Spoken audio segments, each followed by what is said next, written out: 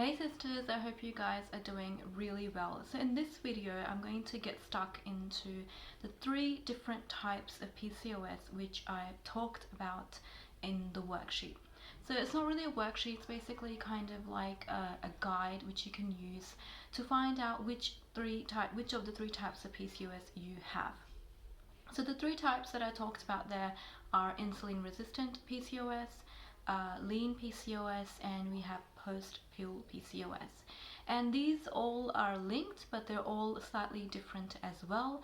So I just wanted to talk a little bit about them and give you some recommendations that you can just get started on straight away, because this is all about taking action. If you are listening to tips and guidance and you're not taking any action, like I talked about in my Facebook group, then there's no point. Okay, you have to take action. You have to create at least one simple change every single day that you are implementing.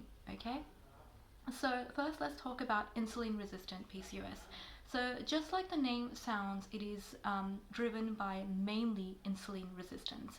So I do want to point out that in all 3 types of PCOS, insulin resistance is an underlying factor.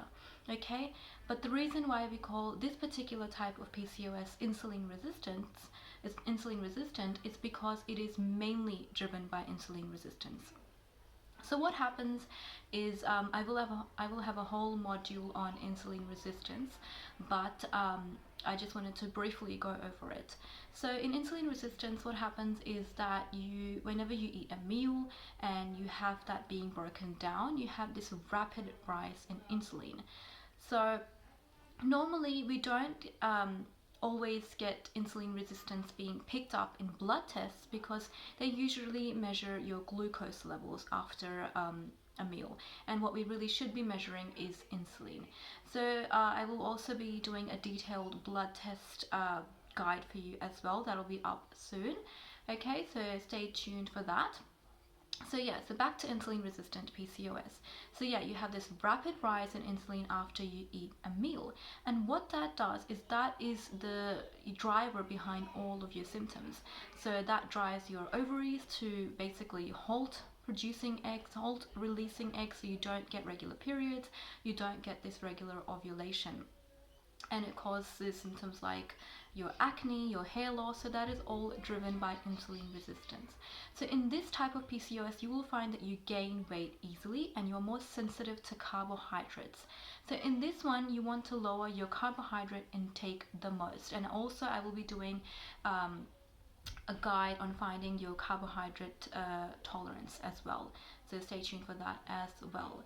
So basically, you have to be more careful about the type of carbohydrates that you are eating. Now, I don't recommend cutting out your carbohydrates. What I recommend is reducing them, okay?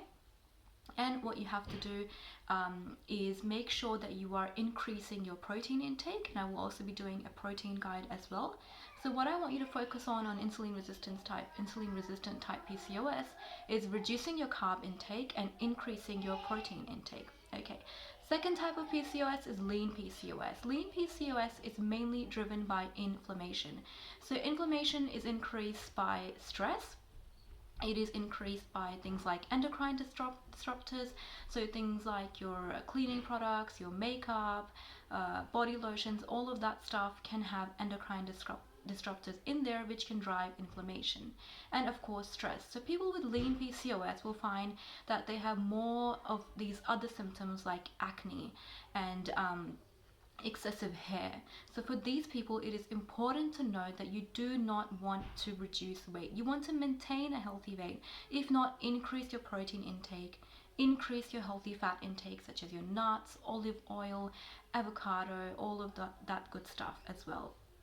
Okay, so for lean PCOS, my main recommendation is to increase your protein intake, increase your healthy fat intake, and reduce stress. And we will be having a whole module on stress as well, because I know it's easy to say reduce stress without telling you how to do that, but we will be going over that. Okay, so for now, I want you to make sure that every meal you have this big bowl of leafy greens, you're eating lots of anti-inflammatory foods such as berries throughout the day.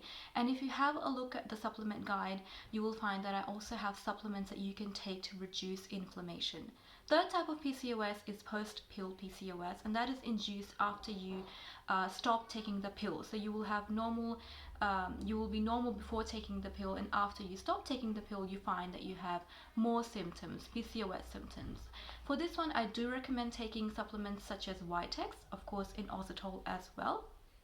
And you want to, again, similar to lean PCOS, you want to reduce your levels of inflammation. You want to re-establish that link between the pituitary gland and your ovaries so they can start doing their work.